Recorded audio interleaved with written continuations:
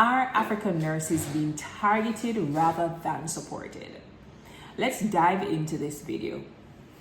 Welcome back to another video, guys, and shout out to all our community members, and thank you for watching and subscribing to Empowered RN.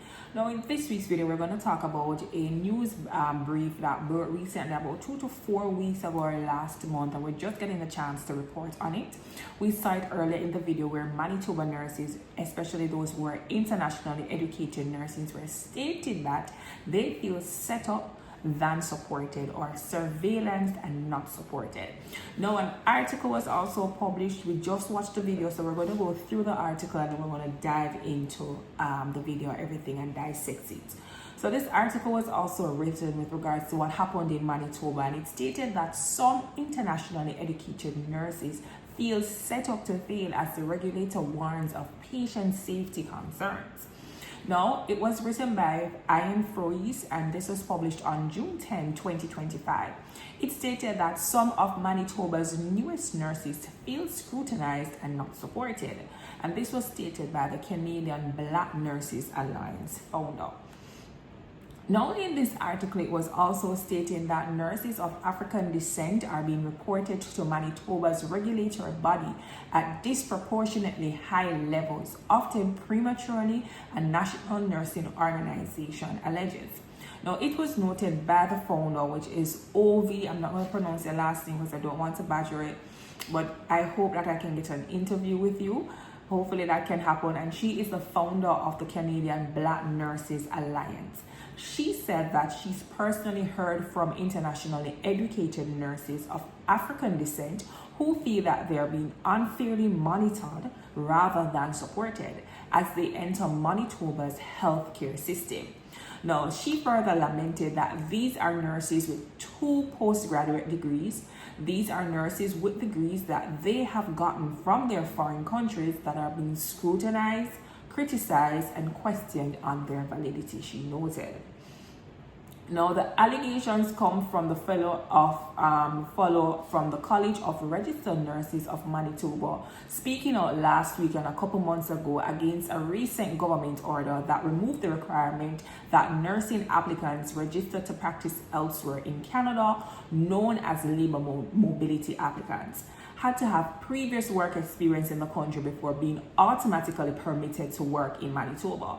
Now, some of these nurses, many of whom were internationally trained, struggled with, and this is what they noted that the report said, that they struggled with basic tasks such as taking blood pressures or administering medications. Now, it was noted that there were 35, and this is all in the article, it was noted that there were 35 complaints against 1,000 plus nurses in the group over a 15-month period. That's like a year and some months. And this was recorded in the February report. And it was also noted that 2 patients actually died as a result. Now, the president of the Canadian Black Nurses Alliance said that those criticism mounted against these nurses is draining to the workers of the healthcare system who wants to recruit and retain. Now, these workers benefited from recently relaxed labor mobility rules permitting them to live in Manitoba but register in another province where it might be easier to get a license. I think this is what Canada is moving to now, where they can get registered in one province and then can easily move to another. Before that, it wasn't so. So the president of the Canadian Black Nurses Alliance further lamented that imagine what this can do to your well-being, especially your mental health in working as a nurse and hearing these allegations being brought against you. Imagine, as an international nurse, you came here and for economic ability to come to this country and just to support yourself and your family. And that was noted by the Canadian Black Nurses Association president. Now, the college has argued that patient safety has been jeopardized by waiving the requirement that nurses registered in other jurisdictions to work a certain amount of hours in Canada before being licensed in Manitoba. However, the president of the Canadian Black Nurses Association or Alliance further argued that such allegations are dangerous, and the argument is dangerous as it may fuel public impressions that internationally educated nurses as a whole are underqualified. And this was what they were stating to that of the allegations that were brought against the internationally trained nurses. She also thinks that the regulator is fueling these fears by stating that 2 patients died, but not revealing if any domestically trained nurses contributed to the fatalities during the same time period. So it's alleging that 2 patients died as a result of internationally trained nurses. So the president further lamented that the healthcare system should provide these nurses with enough training so that they aren't being set up to fail.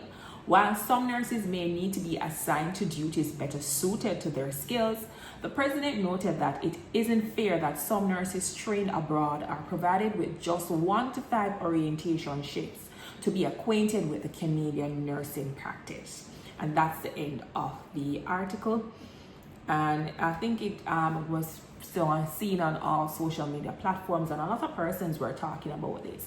So that's the end of the article. So actually, when I saw this article, it came home to me when the nurses state that they felt like they were being scrutinized and not supported. And I'm here to tell you this, it's not only in Canada. It happens everywhere. I've met nurses from various countries who have spoken about this. When you leave and go to various countries, many a times you're scrutinized and not supported. I'm not saying that it happens on a mass scale. Sometimes you're blessed to be in a facility or a hospital that provides you with support, but many do not. But some, do not. No. And what came home to me also, being scrutinized, not supported, and any and every international nurse, I won't make a hasty generalization, but if you have walked the path of an international nurse and you have not gone into a room and you have to prove yourself twice, consider yourself very lucky. Many individuals, including myself, had experiences with those that when you still have experiences to this day too, when you walk into various rooms, you have to prove yourself to show that you actually have the right to be here despite the years of experience and educational qualifications that you have. Now, when I saw this story, it was very sad that these allegations were made against the nurses. I didn't like it, but hey, this is happening in their neck of the woods, and these are the reports that were made.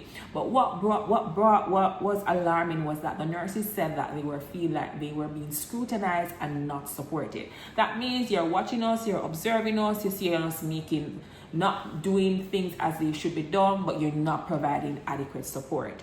And I think that is unfair to do than just being reported. Now, I don't know what are the other factors that may have played a part, and then for the board to be producing some these allegations or whatever report was made. We have to be careful how we put things out there because it can stain person's record. And when we say internationally educated nurses, we put everybody in one basket. Whether you color or you look, everybody goes into same. However, I believe that if the nurses are saying that they're being scrutinized and not supported, it speaks volume. Now, if you have nurses that are working at a facility and they're not operating to standard, provide orientation, provide training, provide education. And if you have amassed all of that and still nowhere, then you do something else that is remediation. And that is what we're used to back home from many of us in our home countries.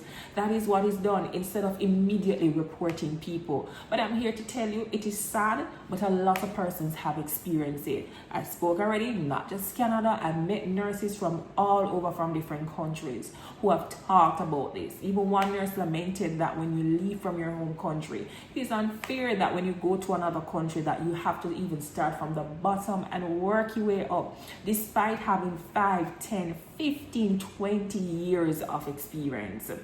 And I don't think that should be also that each individual nurse that amasses to a country and moves to a country, their experience and their skills should be matched into an expertise. Allow them to prove themselves right by doing some form of competency-based exam or training, but they should be placed into a sector or department that matches their skills.